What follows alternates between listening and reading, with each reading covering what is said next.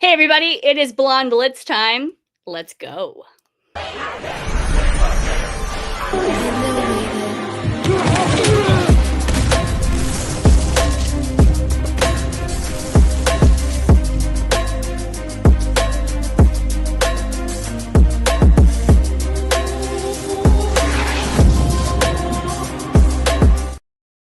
Hey, everybody, welcome to the Blonde Blitz. I'm your host, Deb Whitcas. I have got a great show for you tonight. Ben Troop, former tight end for the Titans and the Bucks, joins us. He's going to talk about his NFL career and how his pivot to sports broadcasting happened. He'll also join me for conference champion picks at the end of the show. Guys, it's here. Can you believe it? Super Bowl's almost upon us.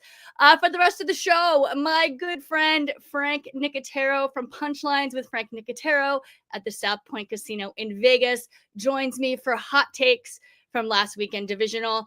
Shay Holland, HGTV designer to the athletes, is here to talk MVPs, that is most valuable protections, how to defend your home from disaster. And finally, sports betting expert Alex White joins us to give your best bet for AFC NFC Conference Championships on Sunday. Are you guys ready? It's going to be a great show. Let's get started. We are skipping headlines this week and getting right to hot takes.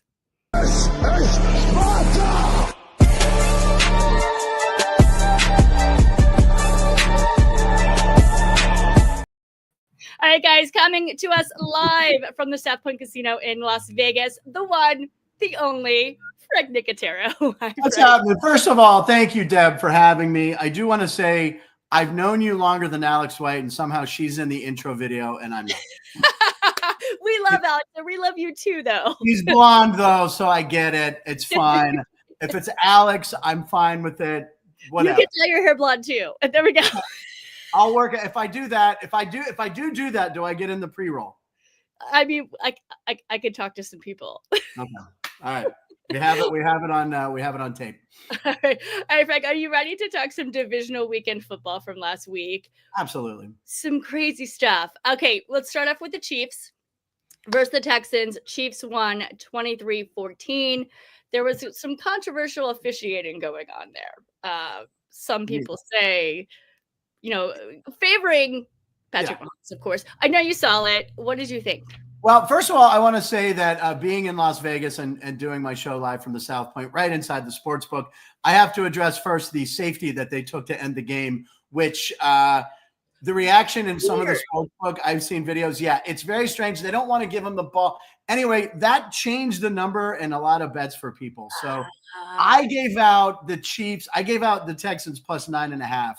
And them running out of the end zone for the safety made my pick win. But as you know, most people like to bet the favorite. So by doing that, by Andy Reid calling that play, it made the Chiefs not cover and lost people a lot of money and very angry over that call, I'm sure. Yeah, now, what was the reaction like?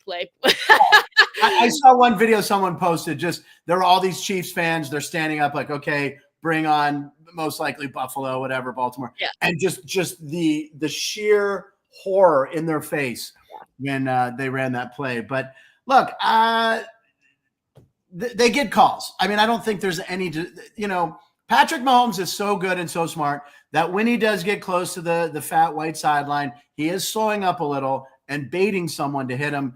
And he gets that call. He did kind of flop a la LeBron or whoever you want to say. But I do think he's so smart, but I think what's going to happen is someone's going to hit him and take the 15-yard penalty and not care, because it's going to be like, all right, we need to hit him and let him know. And if anyone's going to do it, it's going to be the Bills.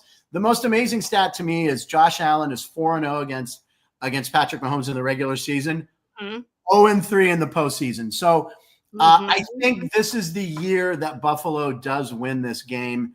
I watched both games. Obviously, I took great joy in seeing the Ravens lose. Mark Andrews, who constantly beats the Steelers with clutch catches, he had a bad fourth quarter, dropped 2 balls.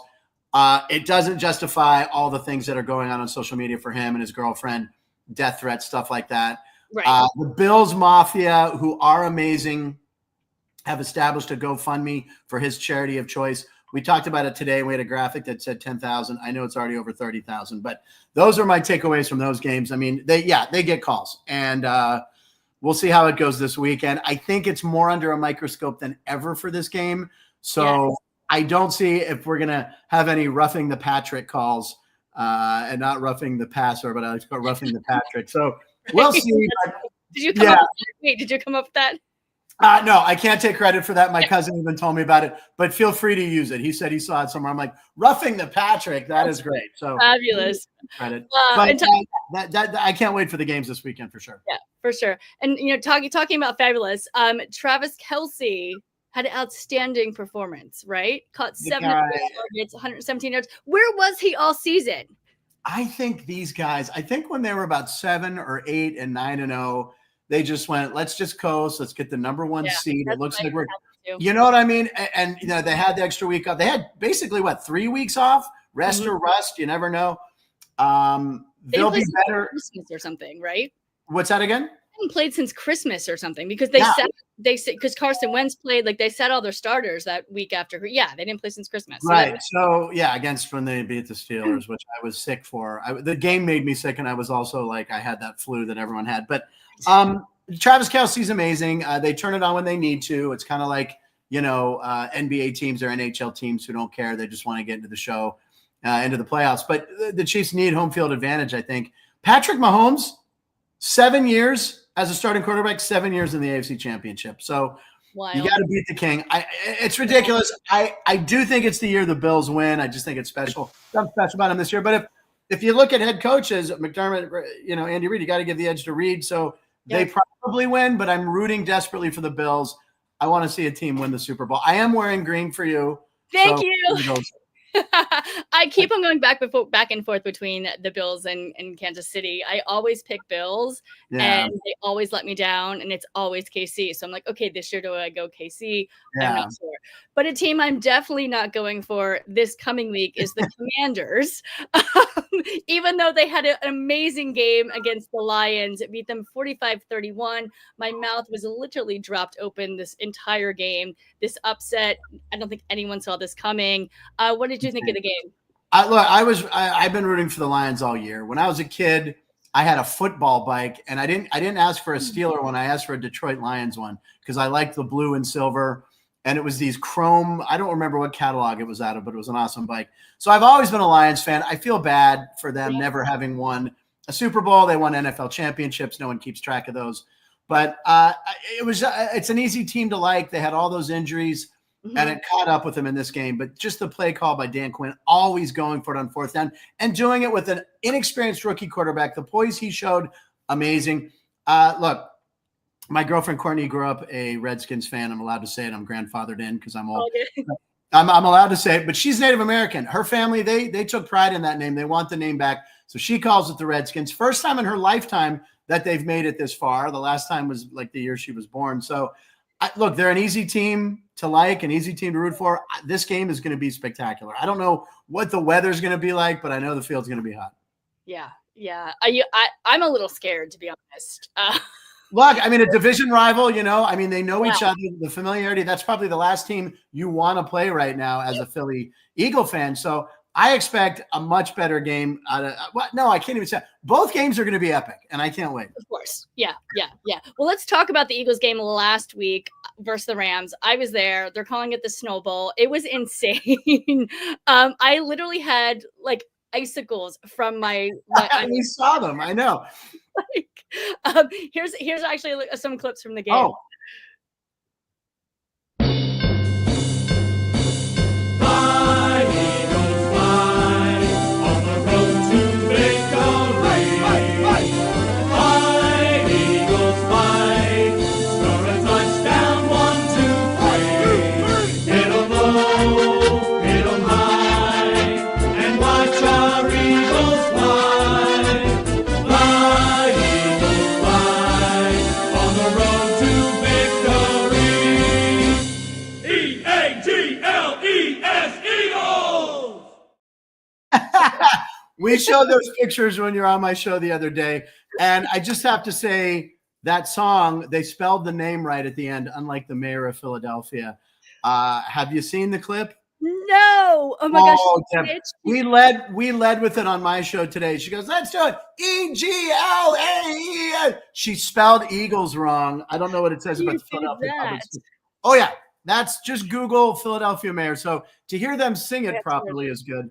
And these are two teams, by the way, who have great songs. Hail to the Redskins is a good one. Fly Eagles Fly. So I don't know what song is going to get blasted more. I know which one you're rooting for, but watch the Mayor clip today. It's hysterical. I absolutely will. They're going to play, obviously, Fly Eagles Fly more because the game's going to be the link. But good song. Good song. So some of those actually, one of my favorite highlights, Jake Elliott making that, field goal, and then Saquon Barkley, that, 78-yard run. Just insane. What was running 20 miles an hour, by the way. They in the snow. In the snow. The guy's a beast. But by the way, I know we talked about this when I talked to you the other day. The Rams had a shot to win that game at the end. And you talked about how tense the stadium was. I mean, you had to be. It was so tense. And honestly, thank goodness for Jalen Carter with that sack with Matthew Stafford. And then when Matthew, on the 4th down, Matthew Stafford threw it, and it was threw it away. So I mean, I was not breathing. Yeah, I'm sure. Well, nobody around me was breathing because they won. I mean, and it was right in front of me because that's where my tickets are, like right in that in the end zone there. So yeah, it was a nuts game. You know what's funny though? The Eagles are actually giving away snow from the end zone. Did you hear about this? No way, really? Yeah, so we have a picture. I saw it today. It's actual snow, and they have it in a little package from the end zone from the game that the Eagles won. Let's see. Yeah. You have a picture of this? We do, Jason. Please tell me it's not in tiny little baggies. What do we have here? Let's see what it looks like. Are we able to get it up? Maybe not. All right. Anyway, there it is. Oh, there it is. It's playoff field snow. Let's hunt. It's like a little ice cream. Is this mint 10 condition? Has this been verified by anybody, or is this just a genius that's making money by putting ice shaving? Kudos to whoever's doing that. I agree. I was like, who would have ever thought? First of all, I was freezing cold. All I was thinking about was that they won, and I was getting back to the hotel so I could have a cocktail. Exactly. I'm not thinking about going out and collecting snow, but someone did, and it's great marketing. I do not miss cold weather games. I think I told you the coldest day of my life was sitting in Rich Stadium for a Bills. It was a Steelers away game. We drove the 3.5 hours from Pittsburgh and sat on metal bleachers, and it's coldest day of my life. Because if you don't, people are like, oh, you're next to other people, you stay warm. No, but if you don't move, your extremities go numb. So Buffalo, coldest I've ever been. But I can't wait for this weekend. It's going to be a great weekend of football. Right. And then also too, last game, Bills versus Ravens. We talked a little bit about the Bills game. Do you think, did Lamar Jackson's late throw to tight end Mark Andrews on that crucial 2-point conversion, do you think that cost them the game? Well, I mean, they ran the same play when they were trying to beat the Steelers earlier this year. The exact same little out to the pylon to Andrews, and that ball was wider. This ball he should have caught, of course. I mean, you have Lamar Jackson, who's the best running quarterback, I don't know, ever. I mean, put him there with Michael Vick, I don't know. And you have Derrick Henry, who you signed, who you paid millions, who is a Hall of Famer, who can bully his way into the end zone. I was kind of surprised at the call. I saw him rolling out. I felt that he would probably be able to run it in himself, but he passed it. I think it's the third time they've actually done this on a 2-point conversion. I've seen a comparison video. I was kind of shocked they didn't try to run it or involve Lamar more with maybe a late pitch. I don't know. I was ecstatic because I hate the Ravens, but surprise play call. Everyone gives Tomlin a lot of grief for losing 8 years in a row in the playoffs, which it's been brutal. It's been 8 years since we last won a game. But since Harbaugh won last won a Super Bowl with the Ravens, his record is worse. So they're two great coaches, two great franchises. They just haven't won the big games, and Lamar is not going to shake that reputation of not coming up big. I mean, he had a pick, he had a fumble. He hasn't excelled in the postseason. So, I mean, we'll see. Jaden Daniels, on the other hand, that's who I'd be afraid of for you, because that kid he looks like he's playing a spring exhibition game the way he sits in on those 4th downs and just and he's McLaurin so and calm and collected. I think he definitely should get Rookie of the Year. Absolutely. Yeah. Who do you think for MVP? Talking about Lamar Jackson. I mean, Jackson. Josh Allen. I think, look, I'm never going to vote for a Raven. This is why I never won fantasy football, because I could never draft Browns, Bengals, or Ravens. This year, for the first time in my life, after 10 years of retirement, I won the South Point Fantasy League, which I like to brag about. Oh my God, that's amazing. I almost won my I came in fourth. But yeah, it was my first time in 10 years out of retirement. Now I'm going back into retirement for 10 years. But if I had to vote, I'd vote. I mean, just that streak Josh Allen had there towards the end of the season, he was just unbelievable. I would give it to him. I think voters will say, hey, Lamar's won a couple. I'll give it to Josh Allen. I think I know it won't be popular with you, but I'm rooting for the Bills to win the Super Bowl, Josh Allen to win MVP, send him to Disneyland, and let Buffalo go crazy. Awesome. That was my next question. Obviously, I'm going for MVP. I'm going for Barkley. I think he deserves it. Also, it would be great to not have a QB, be right. If there's any season where a non-quarterback should get it, it is this year with Barkley. But the league loves the quarterback, so I would vote for Josh Allen. Barkley, I mean, it's 1A, 1B. I mean, what he did, and the fact that the Giants, and they were on Hard Knocks with the preseason thing or the offseason thing where the GM is told by the owner, he's our most popular player, let's not lose him. They lose him, and then he goes on to a record-setting year. Just so horrible for the Giants. But the guy's unbelievable. I mean, look, I watched him play a lot at Penn State just because I hate Penn State too. I don't have a lot of hatred in my life. You hate all these people. I don't know you're a hateful person at all. I grew up a Pitt Panthers fan and a Pittsburgh Steelers fan. So I hate the Ravens, the Browns, and I hate Penn State. But as I've gotten older, my hatred for Penn State has lessened. A lot of my friends went there. My hatred for the Ravens will never lessen. I actually feel bad for the Browns, but it's, whatever. I mean, they're screwed again next year. But I don't hate anything but the Ravens. I don't think there's you don't have to worry about them anymore. I don't like onions. I don't like onions. And that's there you go. All right. Thank you. Thanks so much, Frank, for coming on doing Hot Takes. I don't like cilantro either. All right. I don't like cilantro either. Is Debbie not Deb, you are Deb. Is Alex on the show again today? Yes, today. She's later. We have a video for her. Just want you to know that it's her birthday on Friday, so wish her a happy birthday. I will absolutely text her. So Frank, where can we find you? You know what? Go to Punchlines FN. You go to YouTube, our channel, Punchlines FM. FN, it's my initials, Punchlines with Frank Nicotero. We are doing our 325th episode tomorrow. Nice. Congrats. So it's exciting. It's been great. Monday through Friday, noon to 1 Pacific.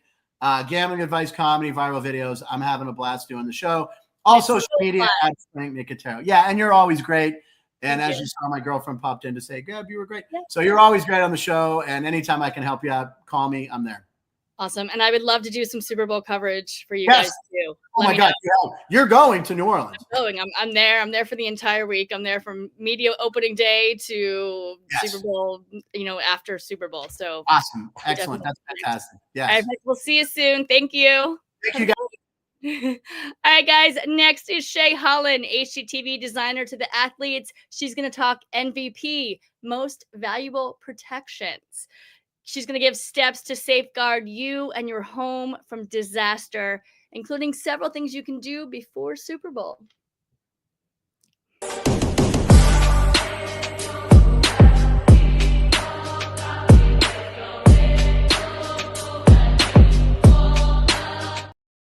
Hi, Shay. How are you? It's good to see you. Good to see you, too. I know it's been a week. And I'm back in LA. Yes. Well, and you got here when most of the smoke is cleared, so things are looking a lot better. To be honest, I came in and I had actually bought N95 masks because I have to walk the dog and I'm outside a lot. And I was like, oh, I don't think I need these, but it is what it is. It's better to be safe than sorry, which is what we're talking about today, right? Exactly. First, I did want to get a quick update on the California fires, though. Any of the Rams players, have they been able to get back into their homes? Most of them probably should have by now. I think there were about 30 players that were evacuated and the coach was evacuated. Most of them, though, are in an area that was a little bit removed from the biggest fires, Palisades and the Eaton fires. So they should be back in. Sad news, though, that the Rams announcer, if you've ever been to one of their games, you've heard the announcer's voice. I can't think of his name offhand, but he said his home was burned and it's going to be about a 2-year process before he can get back in. So from friends, even people that just have smoke damage, it's going to be, they're talking to insurances. It's going to be at least 6 months, if not a year, from just smoke damage. And these are people who didn't lose their houses. I'm seeing posts on, because a lot of the people who lost their houses are coming to around the area that I live in, the South Bay. And so I see a lot of postings, and people are just saying it's like 2 years and they're looking for a place to rent while their house is being rebuilt. So yeah, so you can imagine, but you know, I heard tonight there's another fire, but so far hasn't damaged any structure. So we're not completely, you know, kind of out of the fire season. In fact, well, we are out of it, but it was just this weird anomaly this year where it extended and now into January. But hopefully, you know, most people know exactly now what they're up against. Sadly, you know, we do have so many people still trying to get up to see their homes to see if anything survived. But I think for most of the Rams and the Chargers, if anybody was affected, it was some of their family members, but the teams they're doing okay. Unfortunately for the Rams, though, we know they are out. So that was kind of sad. I was there at the game in the snow. And that was an actual difficult game for me because obviously I'm a huge Eagles fan and want them to win, but I also know how much that game meant to LA. So that was really tough for me going into it too. I tried to do a little update, you know, when I got to the stadium, but I actually missed kickoff. So I was kind of like, it was so wild there and so loud. I couldn't even do it. But yeah, I was thinking about you with that Rams Eagles and split loyalties probably. But yeah, it was sad to see the Rams go. I think it would have definitely been amazing for LA, for the morale, especially for those families that, you know, a lot of people still can't get their minds around it, but it is what it is. And we know the Eagles are an amazing team. Thank you. We'll see this weekend if they can beat the Commanders. Well, you know, lately we've seen a lot of disasters like the fires in California and Hawaii. You know, everyone has heeded the evacuation orders and lives have been saved, thank goodness. But people also want to protect their homes. What can they do right now to be able to protect their homes in general? Yeah, no matter where you live in the country, you've got to take steps in advance to protect the home. And some of the things are universal. For example, clearing out that vegetation 5 feet from the house. That's a super easy one. That can be done anytime that, you know, unless you're, I guess, in the Midwest where it's, you know, 20 below. But for the most part, you want to try to get any vegetation 5 feet from the home. And I know that some people say, well, it's not as pretty. Well, do you want your house to burn down? Because that can happen even in just a house fire where something catches fire from the outside. You want to make sure your gutters are clear. That's much more of a problem in the Midwest where they have a lot of pine needles and other things, you know, big trees, mature trees that drop into the gutters. And those are just, you know, fire magnets. You want to do things such as if you're going to do a roofing project in the next couple of years, if you don't have a roof that's non-combustible, make sure that when you put that new roof on that you get one that is non-combustible. And it doesn't have to be necessarily clay that we use out here in California frequently, but there are some materials that are non-combustible these days that look like the shingles that some people are more have a preference to. So there are those big things. If you're replacing your windows in the next couple of years, look at replacing them with tempered glass. These are all just some things that you can find online, just how to protect your home in natural disasters. And the homes that survived out here in California, most of them had these kinds of protections in place as part of the building process.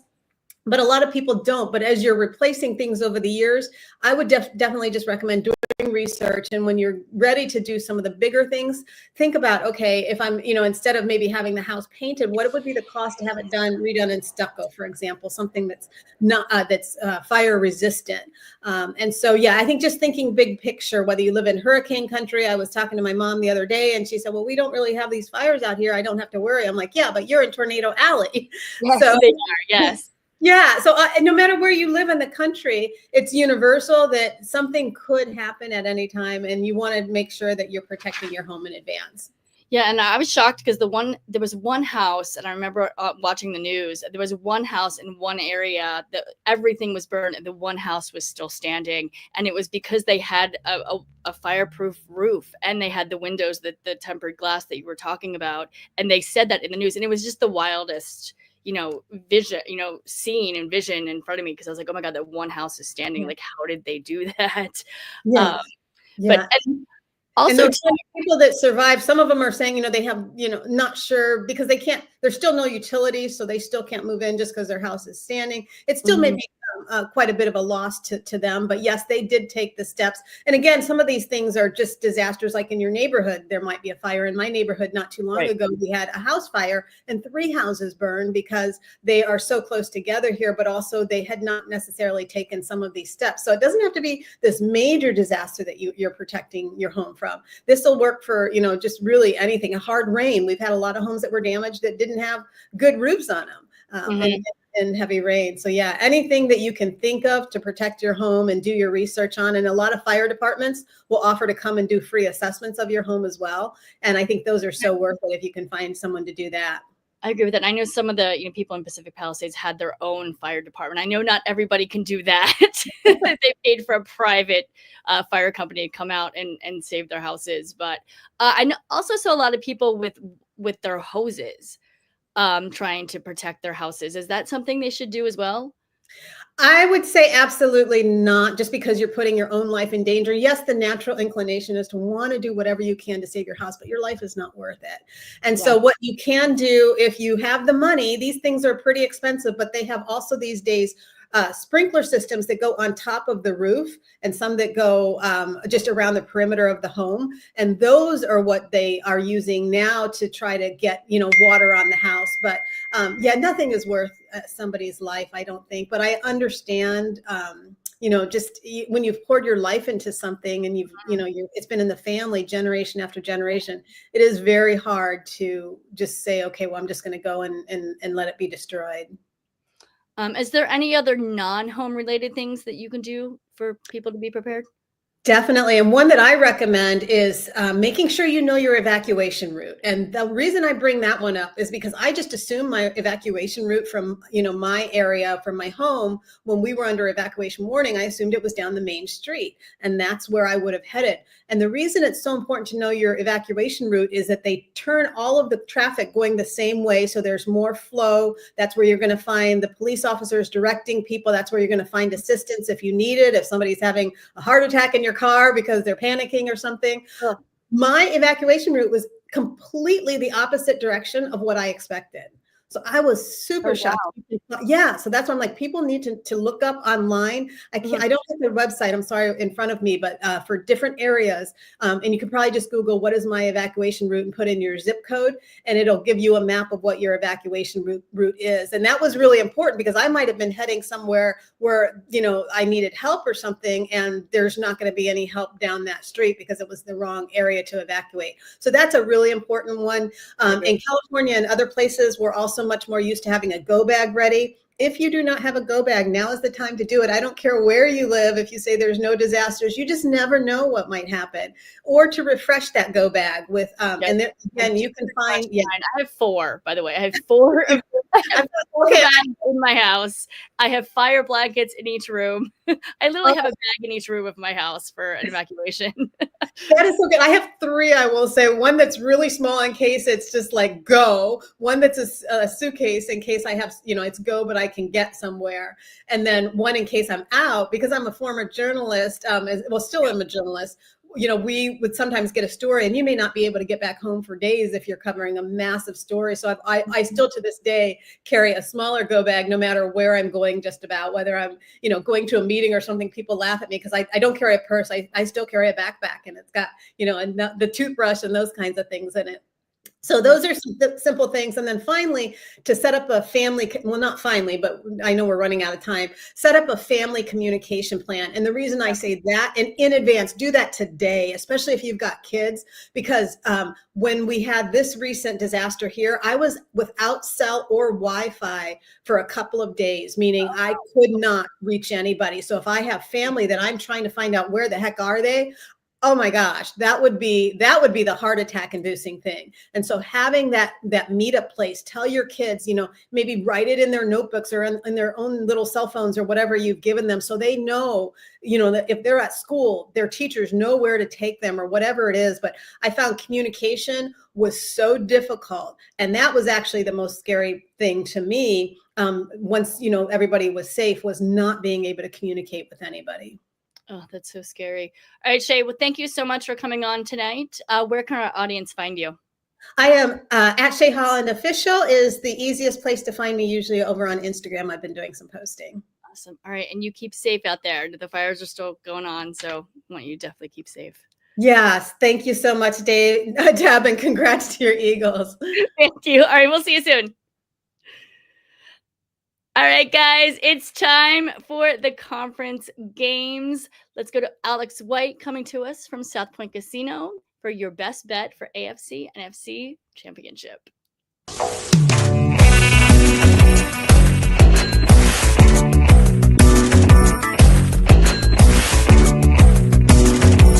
Happy Conference Championship weekend, everyone. We have two really great matchups, Eagles, Commanders, and the Bills and the Chiefs. It's really tough if you're going to pick a side or a total. I think those numbers are right. I think the Eagles should be a 6-point favorite over the Commanders at home, and the Chiefs a 2-point favorite over the Bills. I'm going with my best prop, though, by far. We're going Josh Allen over 48.5 rushing yards. You look at his last 3 playoff games against the Chiefs, he had 88, 78, and 92. So he's going to use his legs. He's going to do whatever it takes here in this one. 48.5. We know he's going to get at least 8 attempts. If you want to throw in a little extra there, pizza money, Josh Allen anytime touchdown, even money. He scored in 7 of his last 10 games. He scored 6 rushing touchdowns in 6 of his last playoff games. Best of luck. Deb, I'm rooting for you. I hope your Eagles can get it done and make it to the Super Bowl. I'll see you guys all again right before the Super Bowl. Bye, everyone. Thank you so much, Alex. We will see you next week. All right, guys, to end today's show, we have a weekly contributor who's here every single week, Ben Troop, former tight end for the Titans and the Buccaneers, to talk his NFL career and his pivot to sports media.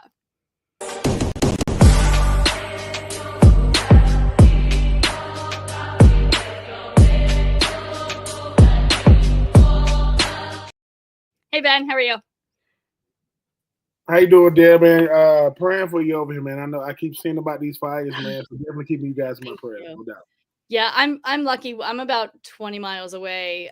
So I'm, I actually flew in last night. I told Shay earlier I was shocked that there wasn't as much smoke, and from what I was hearing, the ash was pretty bad in my area, last week and such. But we're good. It doesn't really smell like smoke anymore. I don't think I need to wear my N95, but I appreciate, for everyone, my friends and colleagues and everyone out and across LA.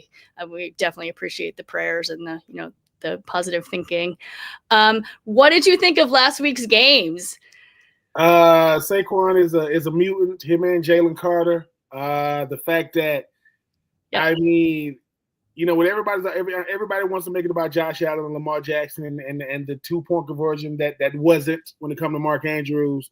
But the brilliance of Saquon Barkley is on full display. Jalen Carter has emerged as the number 1 defensive tackle in the game.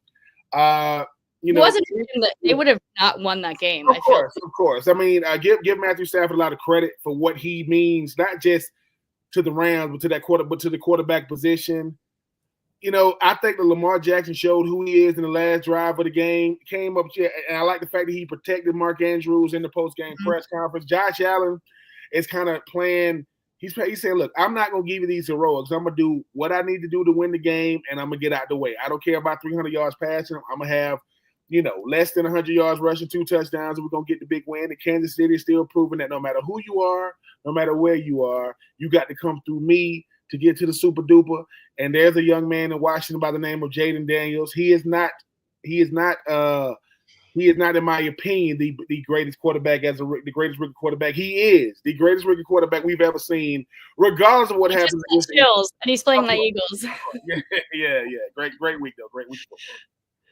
But let's talk a little bit about your career in the NFL. I've been wanting to do this interview or, finish up this interview for a while now. So thank you for bearing with me. I appreciate it. Okay. So you played as a tight end for the Titans from 2004 to 2007, 4 years. Then you signed with Tampa Bay.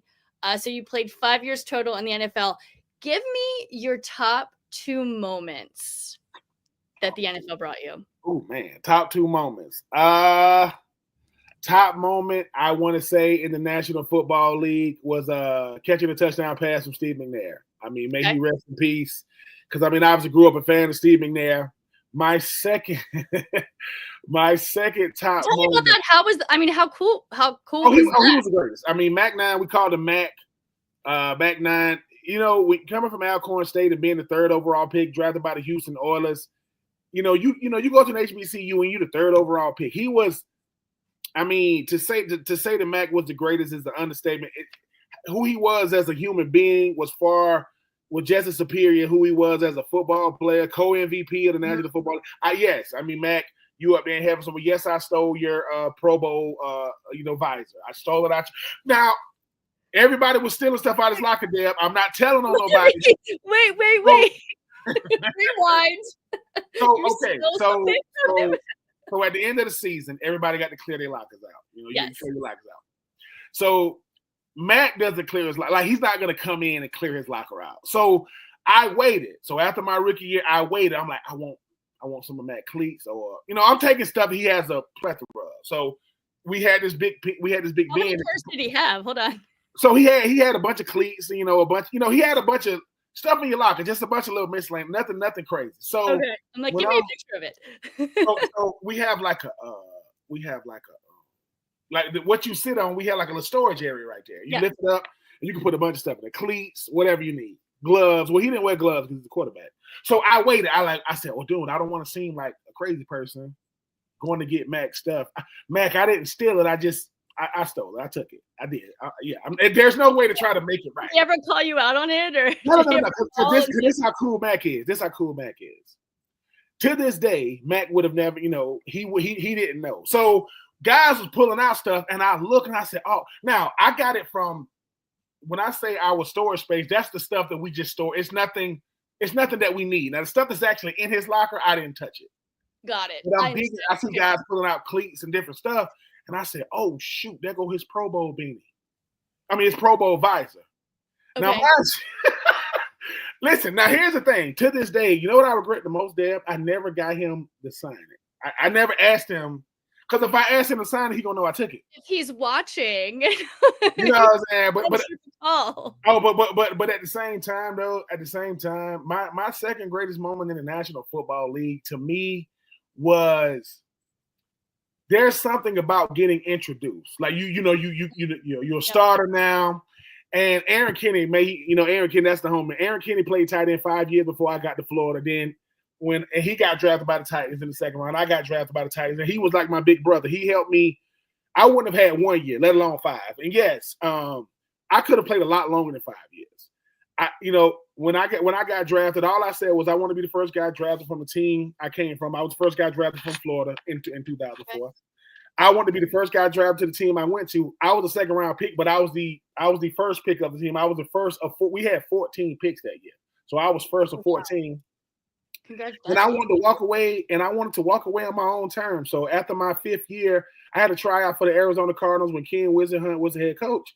And Ken Wisenhunt, the offensive coordinator, the run game coordinator, the president, the GM, they was all out there watching me work out. And when I got done with my workout, they said, listen, we already got a contract ready for you. We've already negotiated everything with your agent. Shout out to Joe Siegel, who would be my agent right now if I was doing anything sports-wise like that.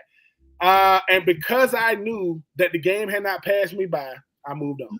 I got a flight to California.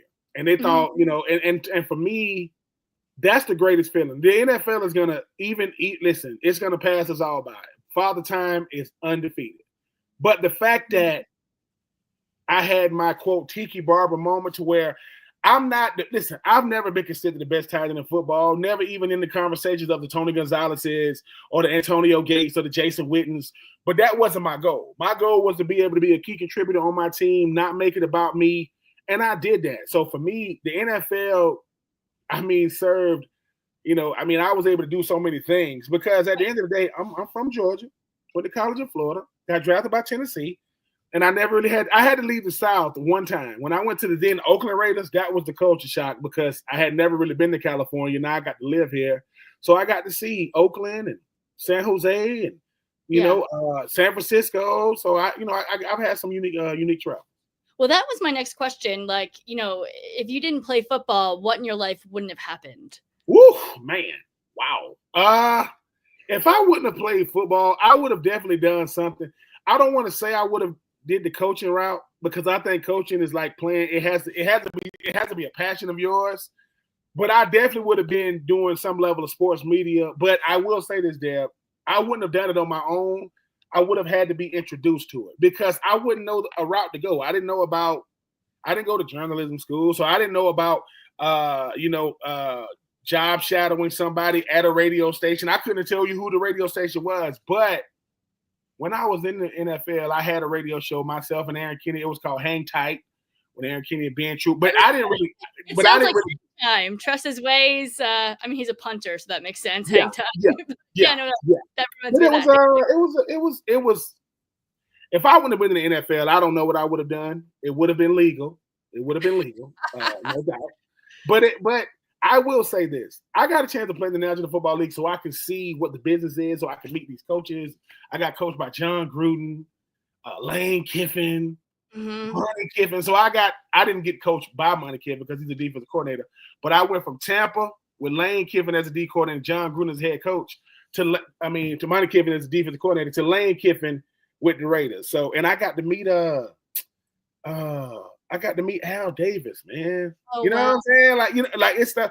I got to meet John Madden. He rest in peace too. John Madden, rest in peace. Yeah. I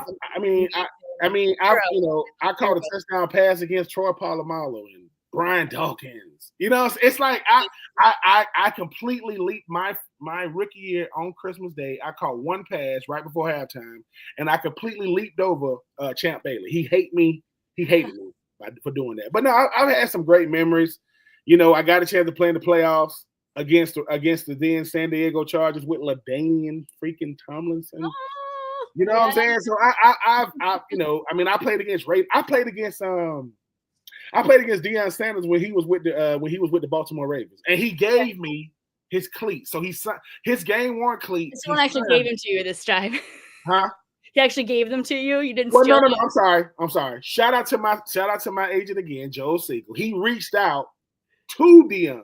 Got it. And told Deion, "Hey man, he a big fan. Can he get the cleats?" And then I got the cleats. I said, awesome. You know what I'm saying? So I mean, what can I say? I mean, God has been extremely good to me. I don't, when I look back on it and I think about the great players I played against and with, hey man, Derek Brooks and Rondé Barber and the first laptop I ever bought was from Ward Dunn. I think it was an Apple laptop.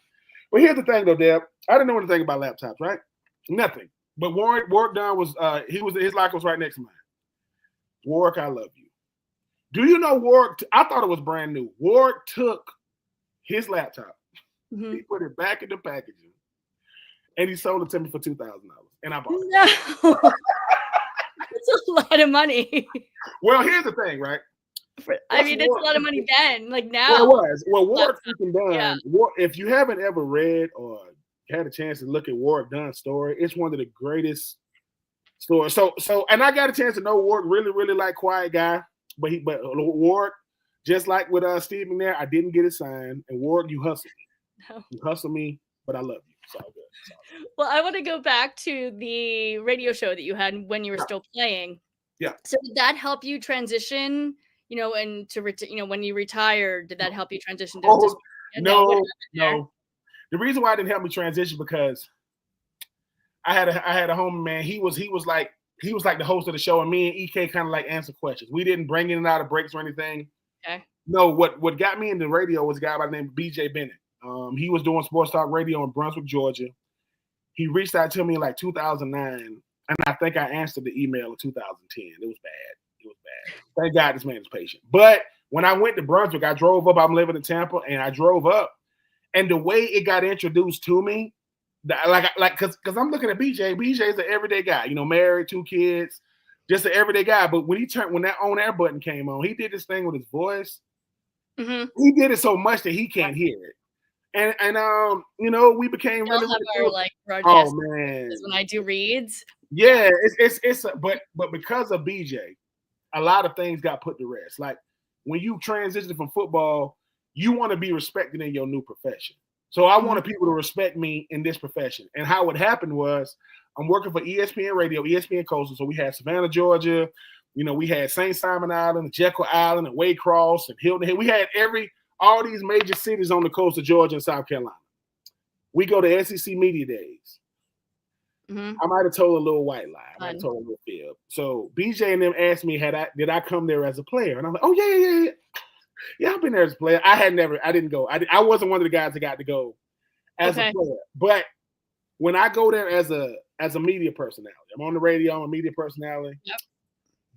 Before we walk in the SEC media days, BJ tells me, he says, listen, and this is when Nick Saban played Kirby Smart in the national champ. This is a Tua game. This is the Tua, talk about when they won the national champ. Yes. Remember it So, well. yeah, so There the next year, actually. So. oh yeah. So we walk in, and right before I get my credentials, he says, look, you're the only person here that's been a player and now you've moved over here. So when you walk on Radio Row, don't tell nobody no. Like whether, and I didn't know what he meant. He said, look, they're gonna ask you to do a lot of media. Now, mind you, I'm thinking, okay, I didn't think, and Deb, because he helped me understand that, I did more media in a 3-day span than I'll probably, I mean, as far as like that type of event. And I'm talking about, but I appreciate him giving me the ropes, because if he don't say that, I'm saying, hey man, I'm here to work. I'm not here to. And you walk in and there to give our audience a picture, there's actual stations where the guys yes, are, and you go yes, up to them and you have to fight other reporters. It's not yes, just one-on-one. There's like 20 different people like Yeah. asking questions all at the same time, and you have to give a second to like ask. Or Oh, else it's you- crazy. It's and you talking about the big room. The big room was the one that got stationary cameras. I was in the radio room, but I got a chance to go around the SEC Nation and SEC Network. With shout out to the former Gator, Chris Doran had me on. And so for me, when I leave there, I fully was, I guess, acknowledged at that point as being a media guy. Like at that point, people recognize me as a media, which is funny. You place your identity in athletics, and then when you transition, you don't want nobody to know, hey man, I don't want you to just see me as, but you got to work at it. So Marcus Spears was there, and Laura Rutledge was there, you know what I'm saying, Jordan Rogers was there, Aaron Rodgers' brother. It was great. It was a great time. But then I got to go to ACC Media Days, and so what started happening was, the more I did it, the more I was in this business, I appreciated and I respected the craft of it. So the people that's never played a sport, I don't look at them as, I don't do that. Oh, you couldn't do what I don't do that. The reason why, they didn't come to my side of the world. I came to their side. So don't use the fact that I was an athlete to try to discredit journalists, discredit analysts, I don't do that. I respect that everybody has a job to do. And the more I'm in it, the more I appreciate how hard it is to do it. Because I didn't write stories. They wanted me to. I'm like, listen, I know my skill set. And I had, from Kevin to BJ to Charlie to Mark to Christian to PJ to Jim to, to Cody, to everybody I work with. There's a young man by the name of Cam Ursery. He works for ESPN right now. He was an intern from Savannah State. And when he called me at the beginning of this football season, say, hey, man, you think you can come on? We got, Mike Bobo do. I said, man, whatever you need. To me, that's when, because he was able to get the internship. He was able to go up there and do an internship and got hired. So, hey, I mean, I enjoy it. I would never, because I used to want to work for SEC Network and be on television. And when I got in the radio, all that stuff went away. I admire the people that do it. Yep. But when I have access to all those people and I see how those people time isn't their own, they got handlers moving them here, moving them. All right, we got Marcus here for 25 minutes. I just want to be able to listen. At the end of the day, if I can be there to see my daughter, if I can be there to see my daughter play soccer, or my other daughter ice skate, or my son play football, I'd rather have time to do that than to say, oh, daddy's on the road. I'm in the airport. I saw Mike Gola Jr. talking about after the national championship, he's been stuck in Jackson Hartfield Airport for over 24 hours. Absolutely not. I've been stuck a million times too. Yeah.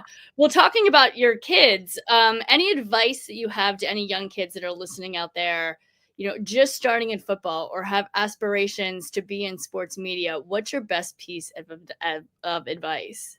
If you want to be in sports, make a list of 10 things and make yourself the 10th thing.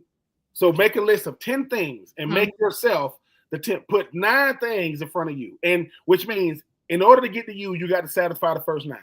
Because the hardest thing you're gonna do, the hardest thing to kill is selfishness. That's the hardest thing. And if you want to be in media, Stop looking at people doing what you want to do and think you can do it like them. You can't. Having a bunch of followers doesn't make you a media personality. Getting a bunch of likes and retweets. What is it's going to come down to three things. Are you entertaining? Right? Is your content worth watching? Yes. And the main thing is, are you consistent at it? Yes. I think that's the main thing. All the time. Yes. Yeah. Because and at the same time too, if you want to do it, reach out to people who's doing it. Be willing to go on their shows, see if and the fourth thing, be able to take feedback. Like I'm only good at. I never ever came into this game to be good. I came into this game to be efficient because good is subjective. I decide how efficient I am.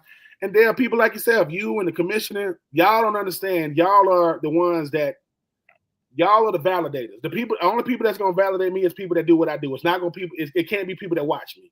It's gonna be people that do it because we are one and the same. And I say this: my greatest validator outside of people like yourself, the commissioner, is, am I worth having back on?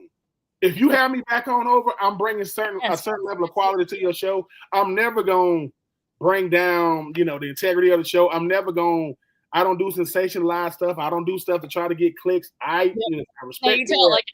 Yeah. I love you. That's why I love you. If you can do those things, like make a list of 10 and you be the 10th, or being able to take feedback if you want to be in this business, I think is the greatest thing, because if it's a person that's done it or do it, and you saying, well, I don't really want to listen to them. Well, who you gonna listen to, my friends? Your friends don't do this. Right. Listen to the people that do it. Ask them, Deb, what is your schedule really like? And you go off camera and say, oh, you really want to know? All right, because you're telling them, look. I work 24/7. That's all I do. To the point where we'll see people say, how much do you know? How much do you think Deb loves this? Deb lives in a place to where the city was on fire. And people think, Deb, is it gonna be a show this week? Yes. Maybe not this. You know what I'm saying? So I think. Yeah. I was in a show from a hospital. That's what I'm saying. It's a passion. It's a passion. But no, man. I appreciate being in this space because I get to be myself. But I get to meet people like yourself, man. I think the greatest thing about this business is, if we wanted to work for somebody, we wouldn't be doing it like this. Like if we want to say, hey man, I want to work for CBS, NBC. No, you want to be able to Deb say, look, I already have an employer. I'm gonna work for myself as well. This is how we show that we invest in ourselves, and here we are. Yep. Well, another thing that we both love is football. There's 4 teams left. Yes. AFC conference round this weekend on Sunday. Let's talk about it. Let's start with the Eagles versus the Commanders at 3 p.m. on Sunday. What are your thoughts? Jaden Daniels his game is beautiful to watch. His ability to improvise, extend plays. You find yourself watching him first and the Commanders second. I agree. I like Lauren though too. I love watching. Love Scary Terry. Listen, I loved it for Scary Terry. I loved it for Zach Ertz. But here's the thing, Zach Ertz. Yeah, you got the wrong colors on, G. I know. You had on that Eagle green. It was different because it was you, Brent Selleck, Trey Burton. Let me tell you why it all comes to an end. These teams are very familiar with each other, being in the same division, splitting the regular season. Yep. Well, Chauncey Gardner-Johnson going to be playing. Jalen Carter going to be playing. No Nakobe Dean, and I feel awful for him. Yep, I agree. I think the Eagles got 4 things that the Commanders don't have. Home field, Jalen Carter, Bond, y'all linebacker. He's up for Defensive Player of the Year. That atmosphere. Yep.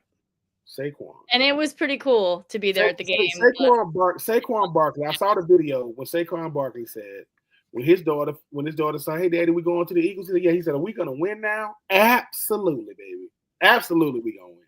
And I think as brilliant as Jaden Daniels is, Saquon Barkley, people ask me, who would you compare Saquon Barkley to? I said, Saquon Barkley is a bigger, not as elusive LaShawn McCoy.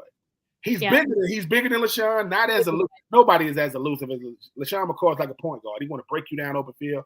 But Saquon did not get the rushing title. Come on, Nick Sirianni. You should have let him do it, but I get it. So bummed. Guess what? He's going to end up with the most rushing yards from scrimmage in the season. He's going to break Terrell Davis' record.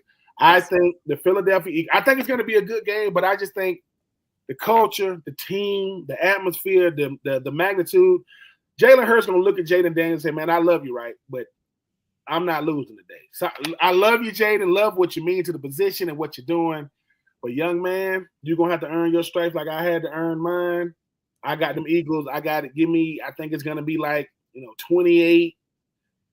It'll be 28-21, a late touchdown by Jaden Daniels. But who's gonna block Jalen Carter? And I want to say their starting right tackle is out for this game. The right guard for the Commanders. It's going to be a long day for the Commanders. It's going to be a good game because they familiar foes.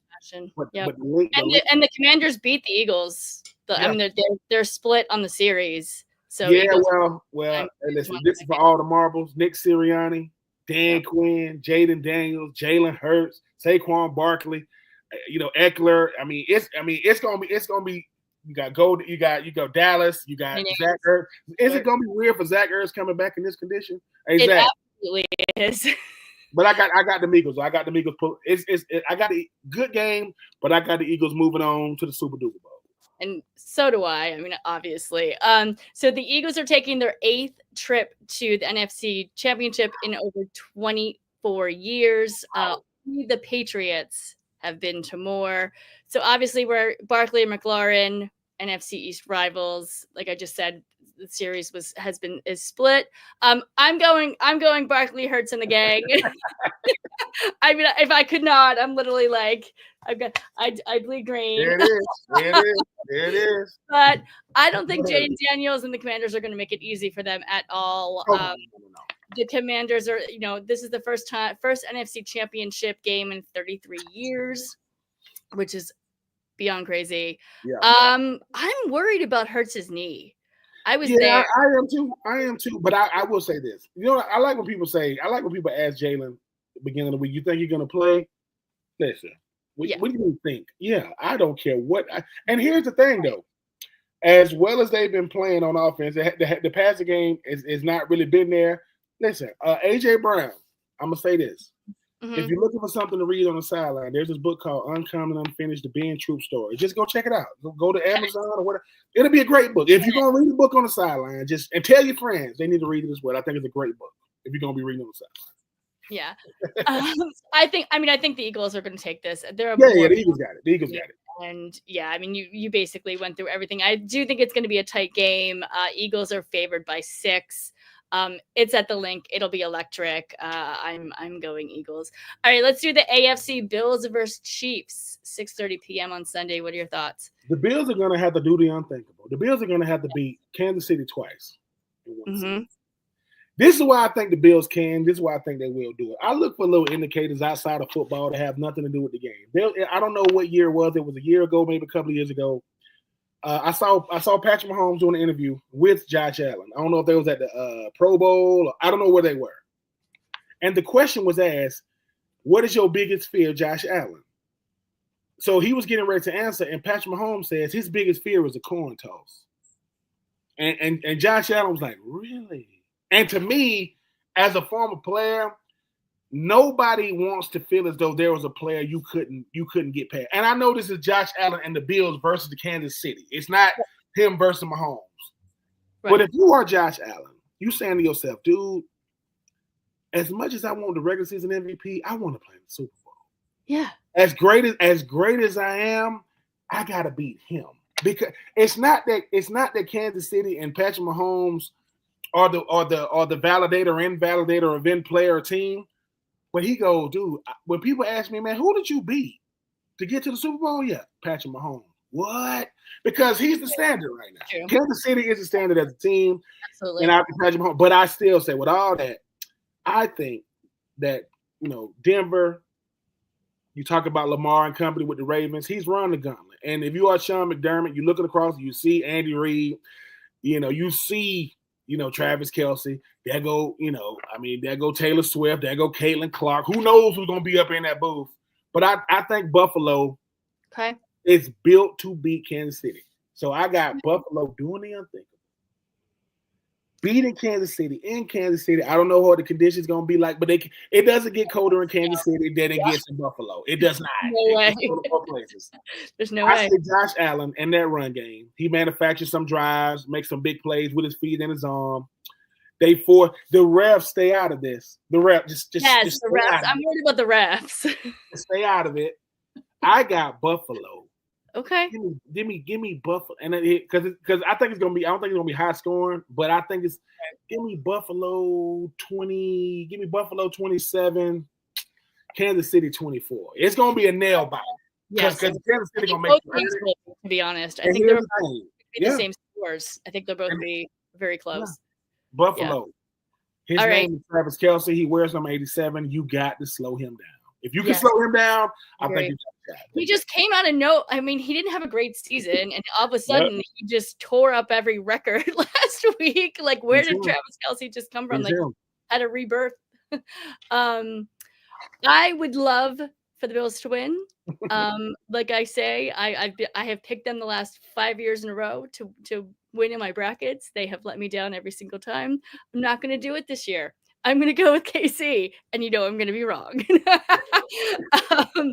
So these teams are meeting again for the playoffs for the 4th time in 5 seasons. The Bills ended KC's undefeated season in Week 11 in Buffalo. Hopefully, we'll see the same thing going on with the AFC Championship. I am concerned that it's going to be at Arrowhead. The fans' energy always helps. Yeah. Interesting enough, Mahomes is undefeated against Josh Allen in postseason.